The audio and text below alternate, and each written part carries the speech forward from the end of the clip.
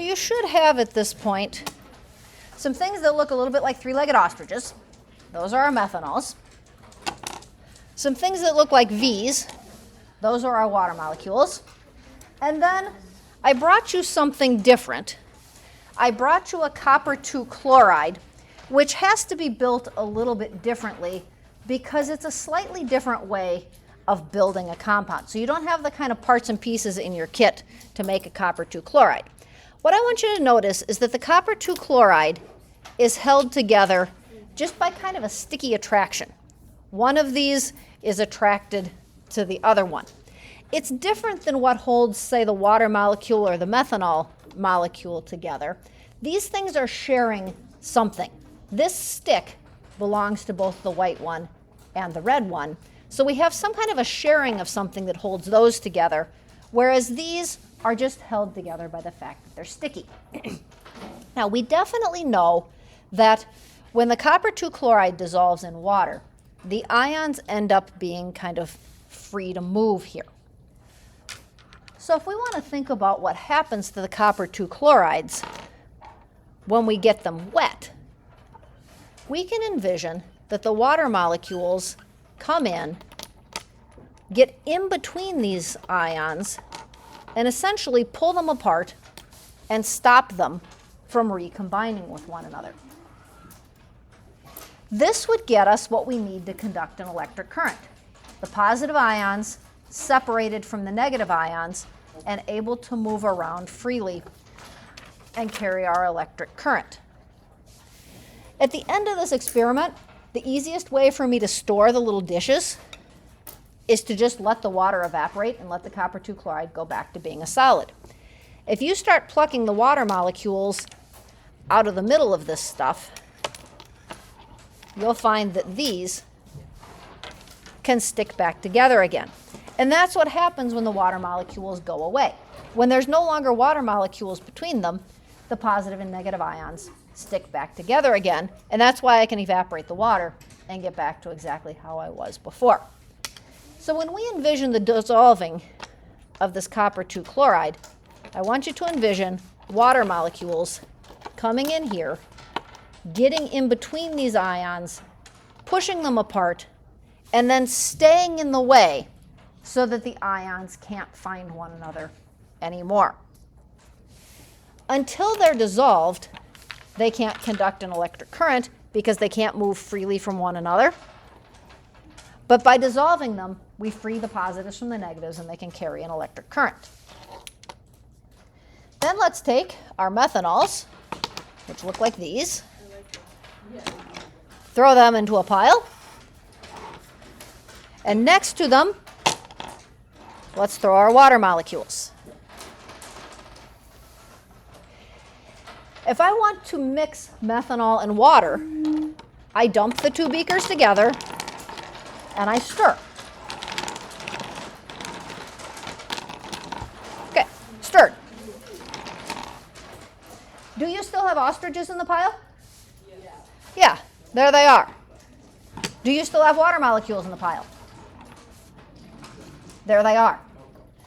Because these are put together differently, the water molecule can't come in here and cut the bond.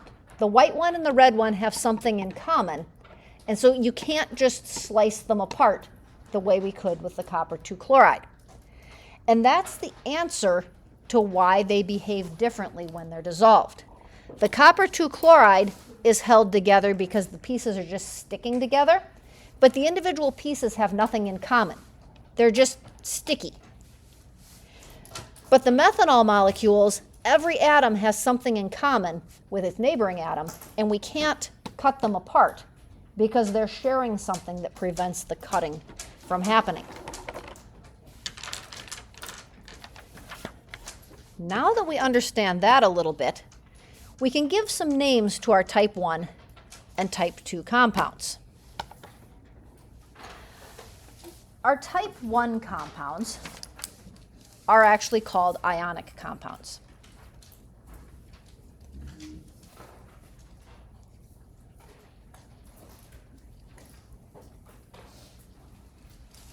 They get their name because of the ions that they're made of. See, here's our negative ion, here's our +2 ion, here's our other negative ion. Ionic compounds are formed from ions. They're held together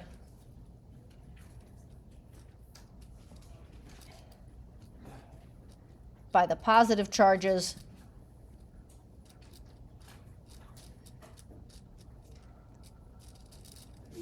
sticking to the negative charges. We have a name for positive sticking to negative. Call it an ionic bond.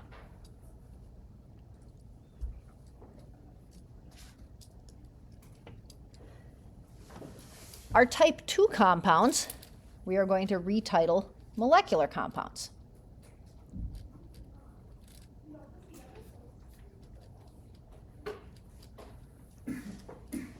They get their name because they're made of molecules. This little thing is a molecule.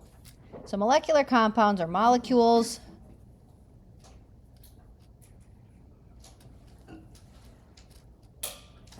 formed from atoms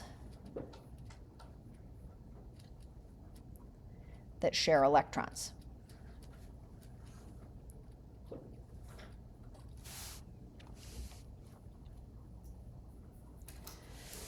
The name for that is covalent bond. Later today, you're going to learn about something called valence electrons.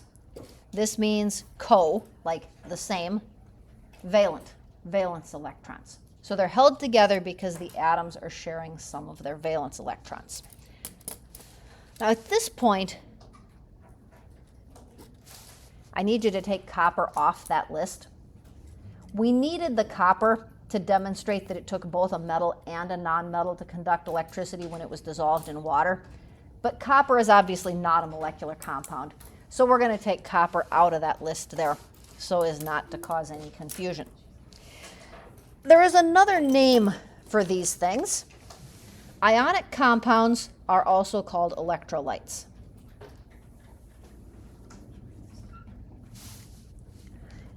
That might be a word you're familiar with. Where have you heard the word electrolyte?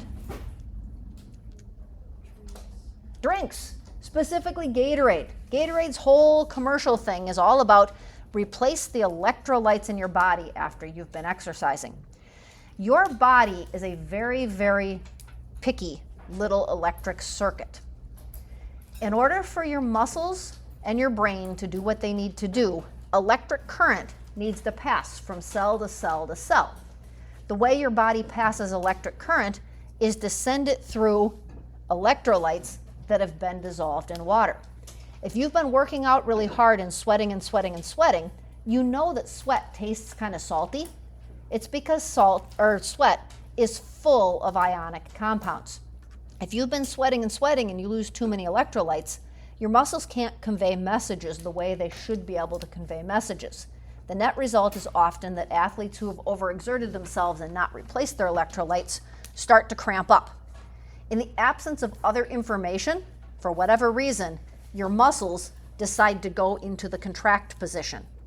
And so if they aren't getting any other information, they're going to contract, refuse to release, and that's what we refer to as a muscle cramp. When people are cramping, we give them an electrolyte solution to help the messages begin to electric messages to begin to travel again, to help the muscles know what they're supposed to be doing. Your brain is sensitive to this as well. You won't think well if you're dehydrated. You won't think well if you're overhydrated. The electrolytes in your brain have a pretty narrow concentration in which they're able to convey the electric currents in the way you need them to convey the electric current. And so part of staying healthy and being able to think is to stay well hydrated, but not overly hydrated. Molecular compounds are called non-electrolytes.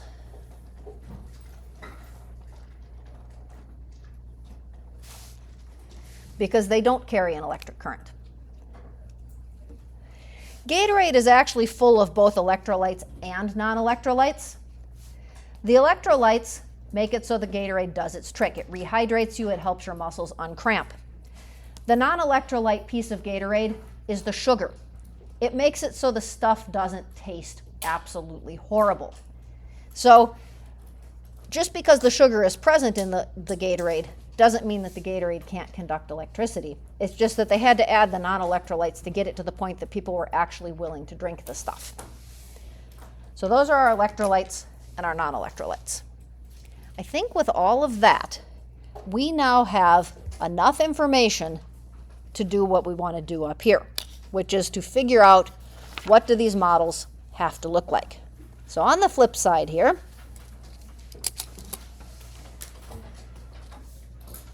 work our way through.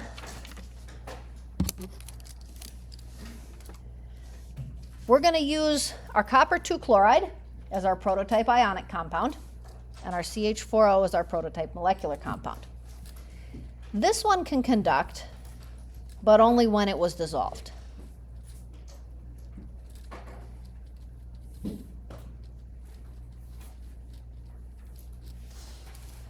Our methanol, however, didn't dissolve ever.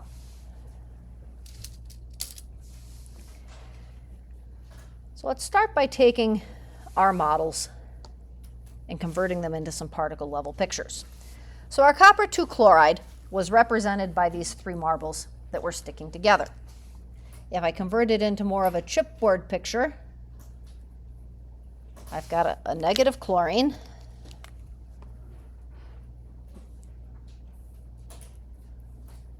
I've got a positive 2 copper,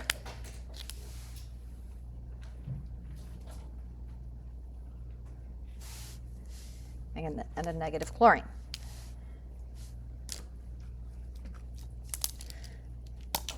To show that in its pure state, so here it is in its pure state, this stuff is a solid, we're going to stick a box around it.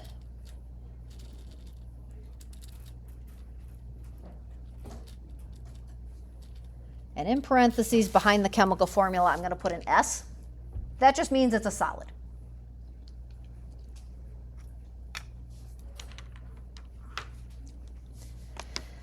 Our methanol looks like that.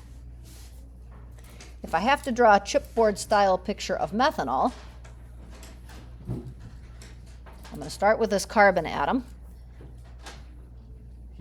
Here's an oxygen atom and a hydrogen atom. So that's this piece. And then the carbon has 3 more hydrogens coming off of it. There we go. A 2-dimensional representation of our molecule. This stuff in its pure state is a liquid. So I'm going to stick it in a beaker.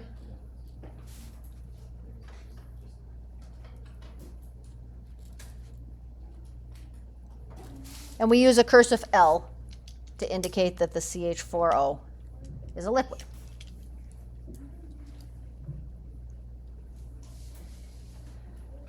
And neither one of these will conduct in their pure form.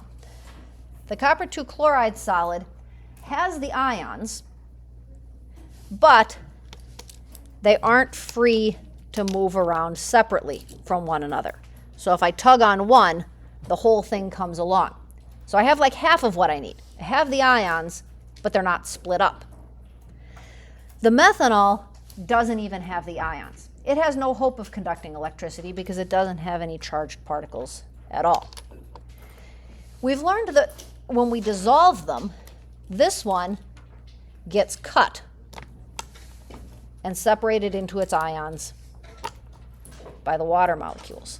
Pulls the ions apart from one another and stops them from coming back together again. So we need a particle level picture that will show that. We're about to have to draw water molecules by the zillions. So let's have an abbreviation. If you look at your model kit, you'll notice that your water molecule has kind of a little V shape to it. By class convention, we're going to declare that if we see one of those little V's, that's a water molecule. That's going to save us a lot of time. So from this point forward, if you need a beaker of water,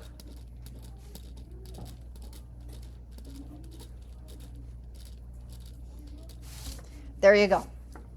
Lickety-splickety, I've got a beaker full of water. We just have to have an awareness that all of those little V-shaped things are representing the water molecules. If we want to show the copper 2 chloride being dissolved in the water, we know that the water takes the chlorines and pulls them off the copper. So here's a copper ion, and for every copper ion that shows up, there are 2 chlorine ions in there. And here's another copper ion, but it came with 2 chloride ions. We'll do one more. Here's another copper ion, and that comes with 2 chlorines.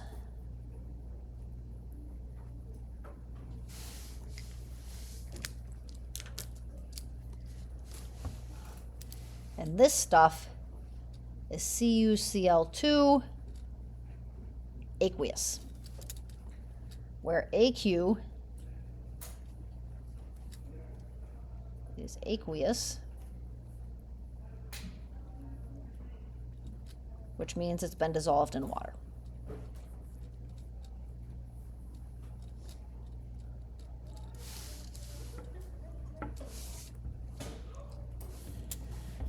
And if we put our light bulb in here, the ions don't get sorted because the current changes direction so many times.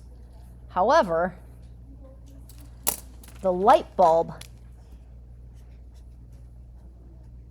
will light up because all of those ions that are moving inside of there and that are free to move are capable of carrying the electric current from one side of the light bulb to the other, making the light bulb light up.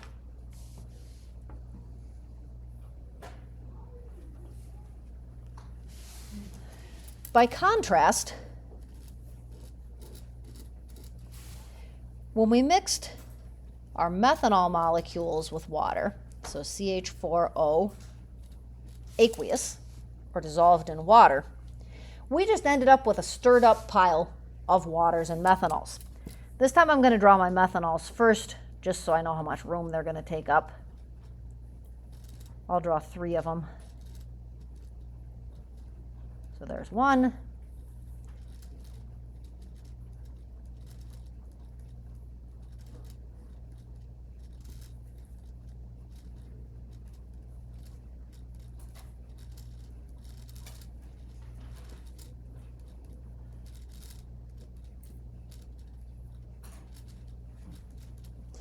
So there's 3 methanol molecules. And we mixed them in with some water molecules.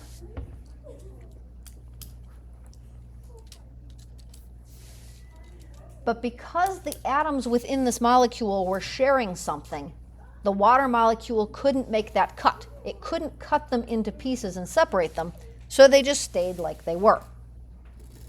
If we put the light bulb in here,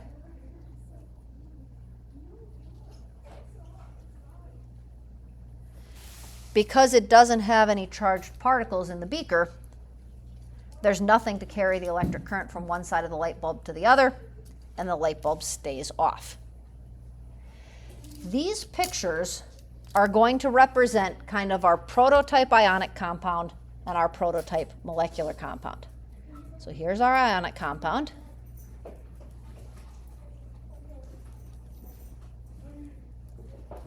It has ions. And we're going to recognize our ionic compounds because they're going to have metals and nonmetals.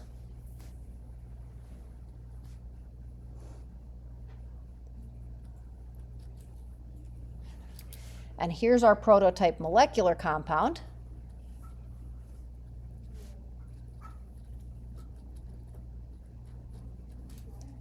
It has molecules.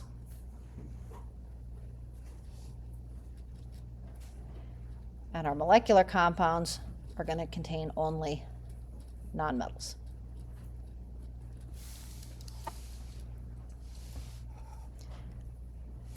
And our ionic compounds are electrolytes, which carry an electric current and make the light bulb light.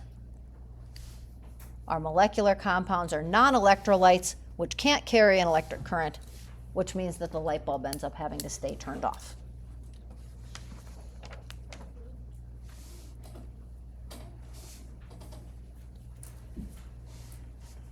We did it. We have achieved a model for what happens when substances dissolve in water. Now we just have to clean up the mess we made on your desk doing this. So take a few minutes to disassemble your model kits and put those away, and then you can just make a pile of the little magnetic marbles for me up here.